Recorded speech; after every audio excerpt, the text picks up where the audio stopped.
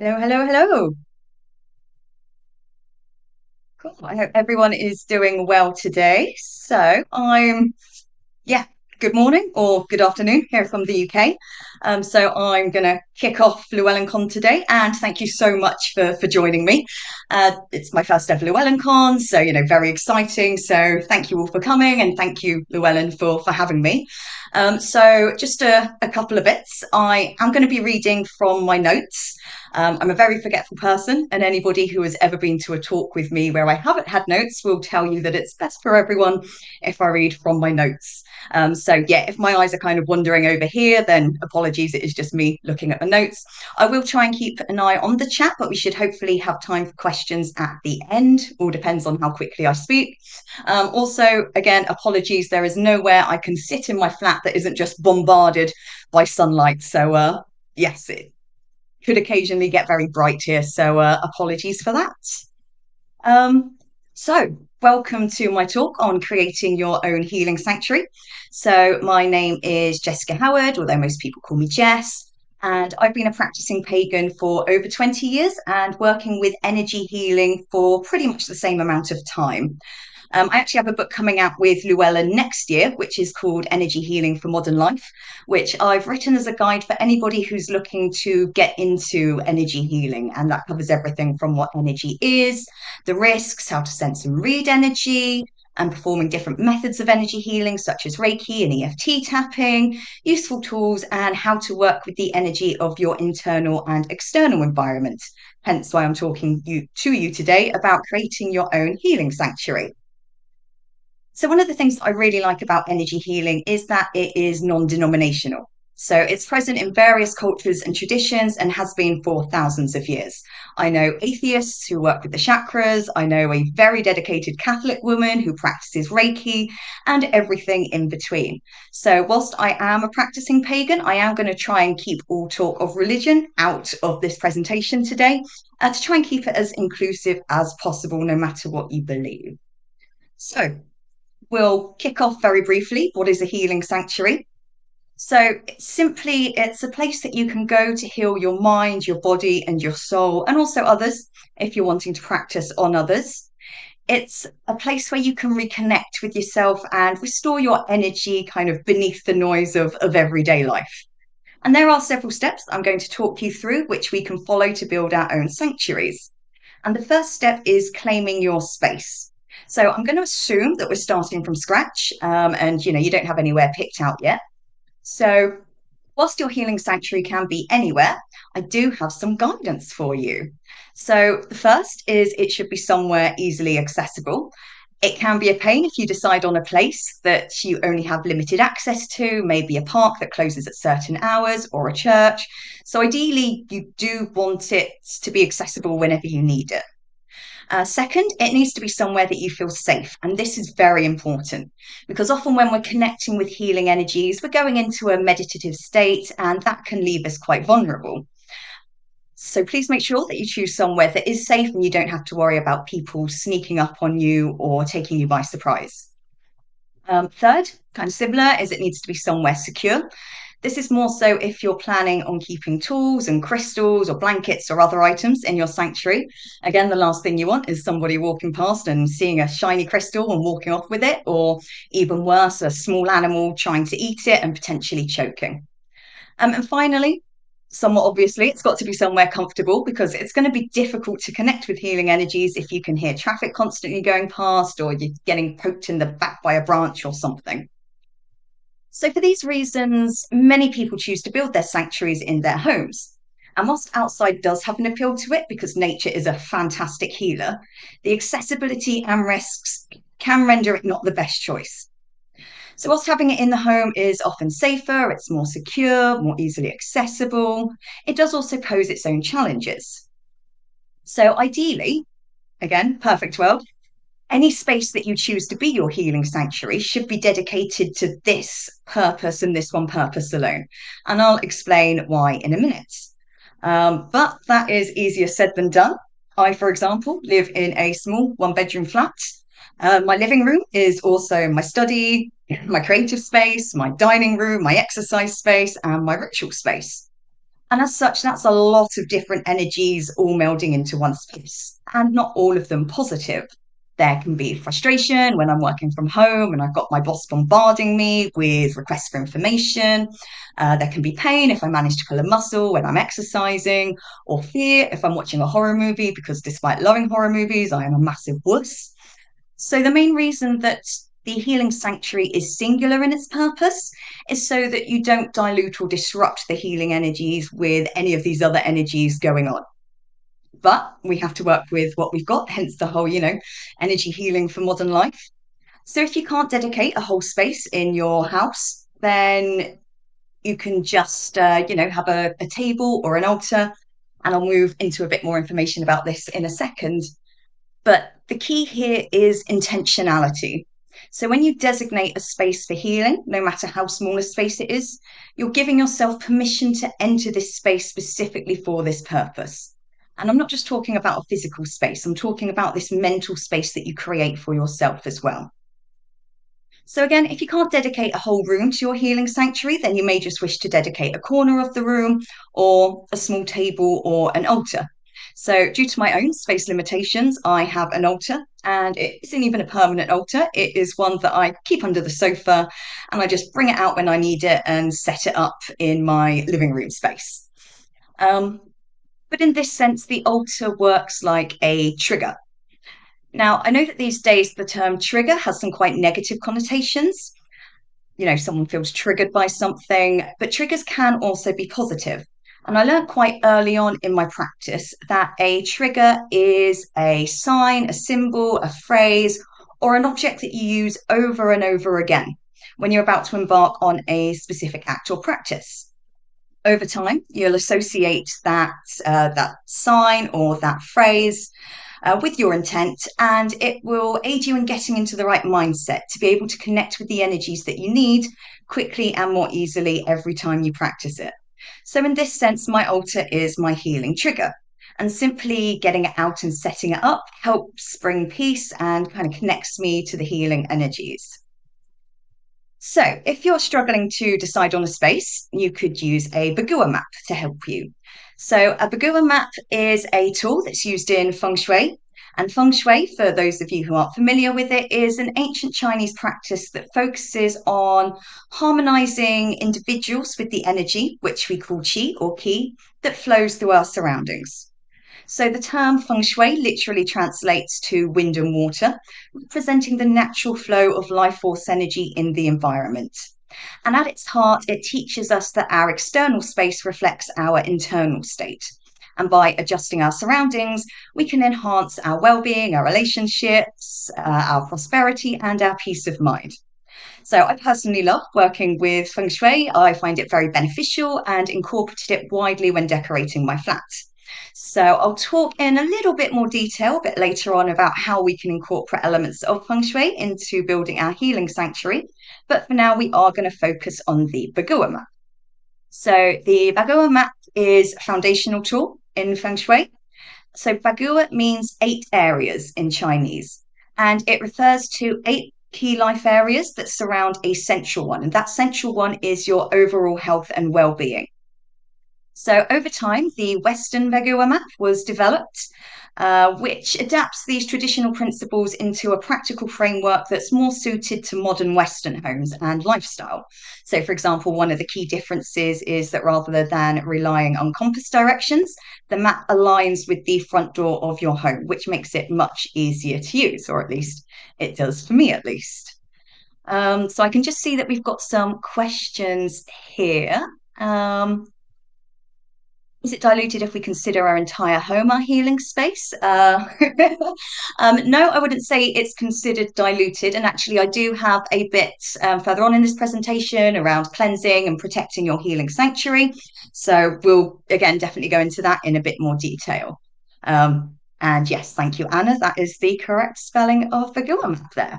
So to do this exercise, you will need an accurate to floor scale map of your house. So hopefully you can see that there. But this is a to scale drawing of my flat. So you can see bedroom, bathroom, kitchen, my living room there. So one thing to note is that the hallway is actually quite far back compared to my living room and my bedroom, because that's just the nature design of flats. So when you are overlaying your Bagua map, we tend to count everything that's under the roof line as part of your place. So when I align it, and you'll see in a second, we'll actually be lining it up with the bottom of the living room here rather than the doorway here. So you'll need one of those. And then you will need your Bagua map. So this is an example of the Western Bagua map. Apologies, it might be coming through backwards because of the way the camera's positioned, but essentially you can see that it is split into 3x3 grid here. So we've got our 9 sections. You can see we've got health and unity in the center here, but then working what will be left to right, we have abundance and prosperity up here, reputation, love and relationships, family, and then our unity and health. Over here, we have creativity. So this is actually creativity and children, but I don't have any children. So I've just kept it as creativity. And then we've got knowledge, career, and helpful people or support, and travel, which can also represent adventure. So to use the Bagua map, you simply get your floor plan and you overlay the Bagua map across your floor plan. So you do need to make sure that the Bagua map fits perfectly within your floor plan. So you may have to adjust it, but always make sure that you keep it in this rectangular or square kind of format. And so this might not come through too well, but you should hopefully be able to see there how it's kind of overlaid. And you can see that I've aligned it with the bottom of the living room there, as opposed to my hallway, which is here. So one thing that we can note about my particular layout is over here in my bedroom space, I've got knowledge, family, and abundance and prosperity. So it can be a bit contradictory because in feng shui, we're taught that the bedroom is a space of relaxation and romance, and you shouldn't really have any books in the bedroom because they're a bit too mentally stimulating. It's the wrong energy. But unfortunately, because of the size of my flat, there is nowhere else that I can have my bedroom. In an ideal world, I would say, oh, okay, well, I'm going to move my bedroom elsewhere, maybe to the love and relationships area, but unfortunately can't do that. Again, if we kind of look here, you'll be able to see that in my living room space, we've got creativity and career here. So ideally, I'd want to set up my working from home space here in career. Unfortunately, if I were to do that, I'd have nowhere to put my sofa. I've got Juliet balcony doors that I'd never be able to open. So I do have to have it up here in creativity. So interestingly, if we look here in the health and unity section, that actually aligns quite nicely with my hallway. And that's quite interesting because in feng shui, the front door is seen as the mouth of qi. So this is the place where all of the energy first enters the home and then it disperses. So that aligning with the area for health and unity kind of makes me think, oh, okay, so, I really need to put a focus on making my hallway, that entranceway, as welcome and inviting and kind of cleansing and relaxing as possible. So that is the Bagua map. You'll also be able to see, actually, just one thing I wanted to point out is the knowledge area here. You can kind of see that actually falls outside of my bedroom, so technically into the hallway outside of my flat. You will find that happens, and when it does, there are things that you can do to bring the energy of that particular key aspect into your home. And that is a much larger conversation, so I'm not going to touch on it now, but just in case you do decide to use the map and you notice that, don't panic, don't fret. So the main reason that I wanted to show you that is it can be a very, very helpful tool, and it is quite fun just to play around with. But also, as you can see from my own example, it's not actually that helpful considering what I've got to work with. And the main reason that I wanted to show you that is because if you try it and it doesn't work, that's absolutely fine. Remember that intentionality is the key here. So whilst, all tools are great, it's your intent that matters at the end of the day. So say we've done all of this and you've now chosen your space, even if that space is actually just an altar in your living room like me, rather than a whole room, we have our space. So that was step one. So now we want to set the atmosphere. And you want to incorporate things which elicit healing. And this is our second step. So this is more than just aesthetics. It's about resonance and what resonates with you and your energy. And as such, it will be different for everyone. So I want you to think about three key questions to help you do this. So the first question is, what calms me? The second is, what uplifts me? And the third is, what connects me to my energy or spirit? So take some time to reflect on these and let your answers help build your space. Some things to consider include colour. So I personally associate the colours green and white with healing and rejuvenation. So I have a green and white woven rug on my living room floor that I'll put the altar on. I am also in the process of painting my walls green, but I have been in that process for about 7 months now. So we'll see if that actually gets done. Lighting. So lighting is a good one to consider. If you can choose somewhere that garners a lot of natural light, then this is great, as sunlight is an excellent energizer. And similarly, if you're lucky enough to have somewhere you can sit and enjoy the light of the moon, then I would definitely capitalize on that, as the moon is known for having a really soft and healing energy. I personally enjoy candlelight, but I'm way too paranoid about starting house fires, so I tend to use battery-powered tea lights. But Himalayan salt lamps also work well if you're looking for a soft, calming glow. Sorry, I can just see there's a question here. Did I miss if you have to set the bagua in a certain way or direction? You just align it with the bottom of your home. So find the, I suppose, southernmost point. So here you can see actually my living room sticks out the furthest. So you align the bottom of the map with that. So yeah, hopefully that answers your question there. As I said, I'll keep an eye on things as we go. But back to building your own sanctuary. So that's lighting. Crystals, because we can't talk about healing without talking about crystals. So good ones to use include clear quartz, as it amplifies energy, rose quartz, which radiates love, or selenite, which is great for cleansing and raising our vibration. And I can see someone in the comments has also mentioned that particular crystal. It's one of my favorites. Amethyst is great for connecting us with our intuition, which can be beneficial in healing work. Or you might want to try something like Amazonite, which is great for helping you connect with yourself on a deeper level, which can help you understand your own blockages. If you work with the chakras, then you might wish to include a crystal associated with each chakra, or maybe crystals are one of your main forms of healing. You could get a flower of life stencil and use it on your altar to help create crystal grids. If, like me, you feel a connection with the element of water, then you might want to incorporate seashells instead of crystals. And apologies, the sun's moved, so I'm looking quite bright here. But yeah, seashells. So if you want to use seashells, then the turkey wing shell can help us shift our emotional state, for example. The top shell can help us connect to and work with energy in general. The sundial shell is great for helping us move on.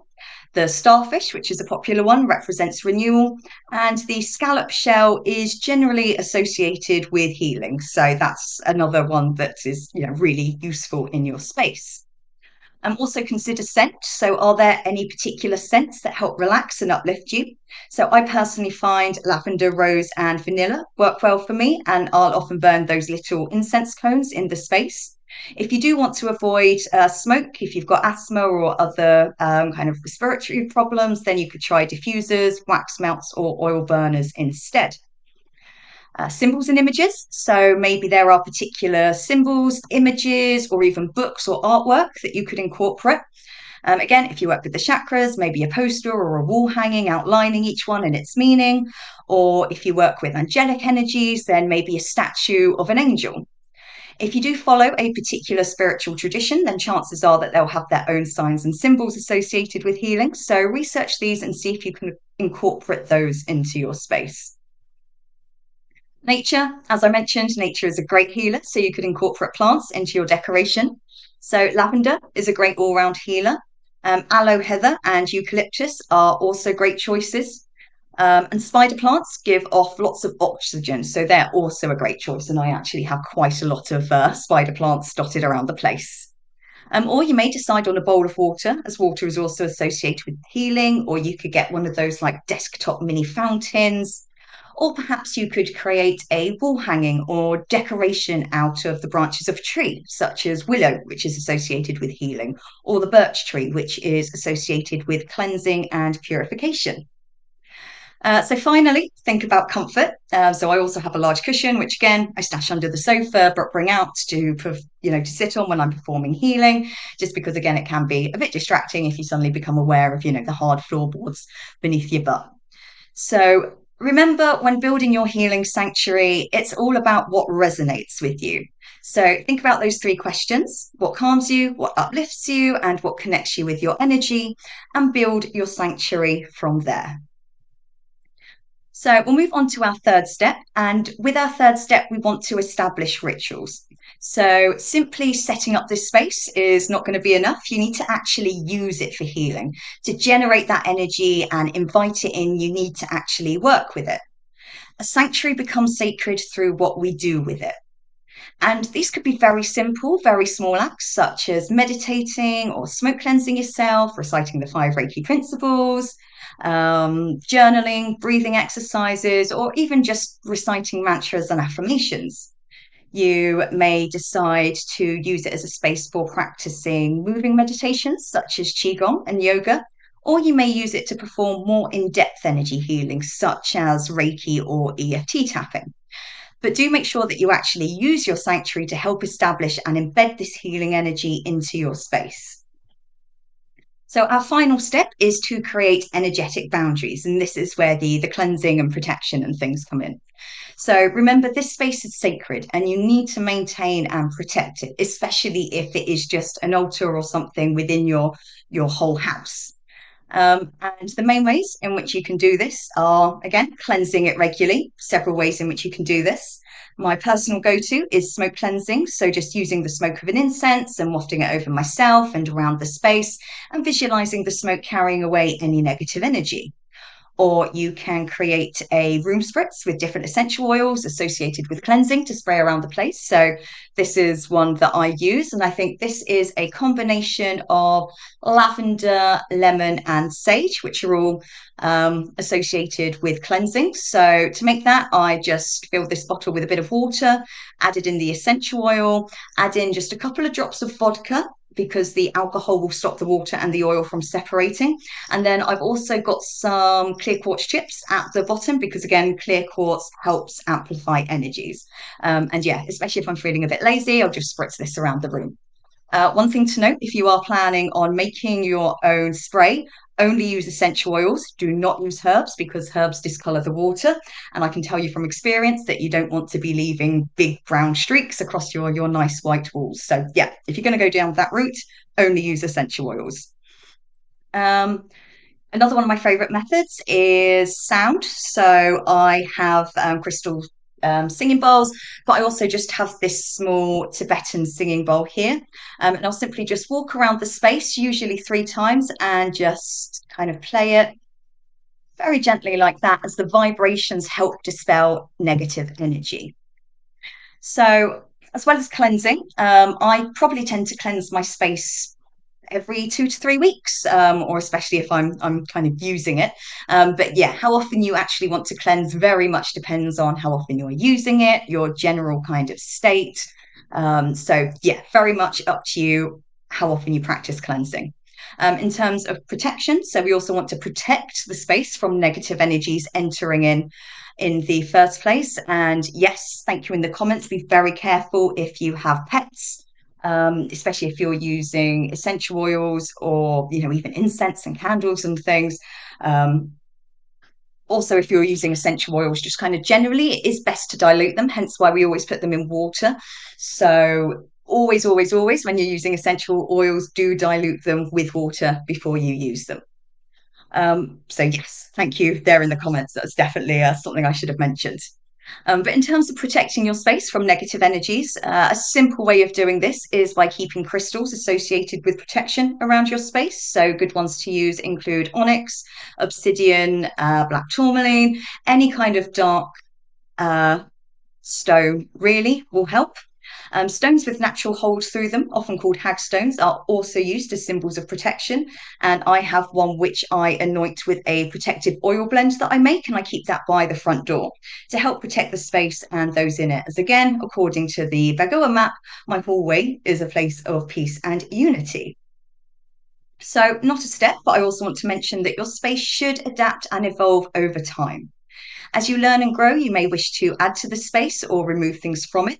You may decide one week you really want to work with the color red to help you connect with your root chakra. So you may buy red candles for the space or just want to work with red crystals. One of the key tenets of healing is letting go of that which no longer serves you. And this is relevant to your sanctuary too. So I've seen someone mention, can you please address clutter? Yes. So in Feng Shui, as you said, the your external state kind of influences your internal state and the opposite as well. So clutter is a big no-no. Always try and minimize clutter as much as you can. Again, easier said than done when you're living in quite a small space. I have quite a few decorative boxes and things around the place that I shove things into. Gets put in a cupboard. Don't have to see it. That's fine. So as well as other feng shui tips, we've got a few more minutes left, and because I'm the first one of the day, I don't want to run over.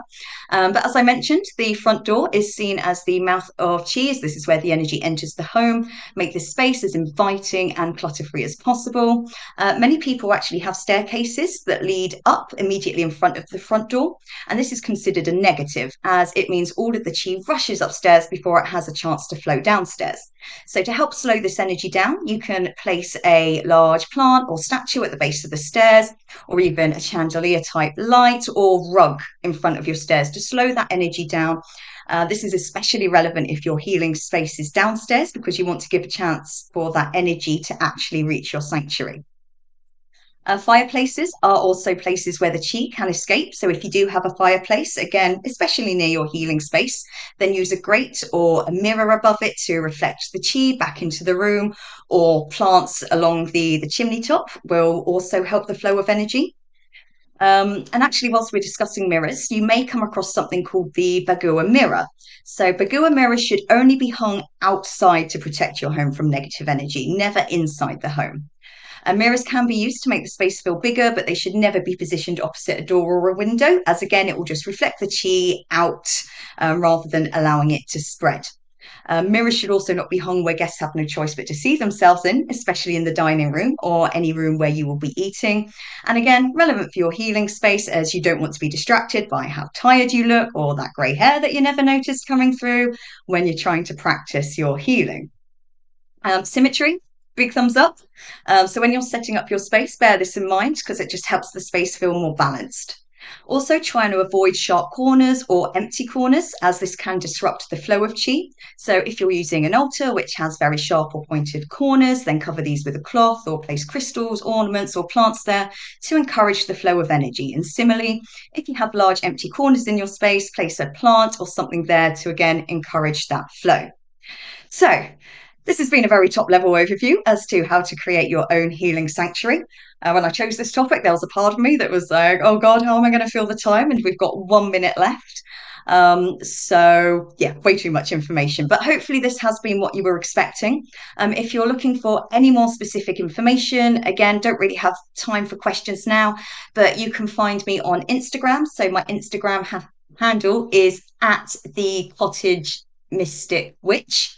It's to do with a website that I own. I'm also on Blue Sky. I'm just under Jess Howard Writer on Blue Sky. But yeah, absolutely. Any questions, please come, just ask. Always happy to chat. And thank you so much for being here for my first LlewellynCon. It has been a lot of fun, and I hope you enjoy the rest of the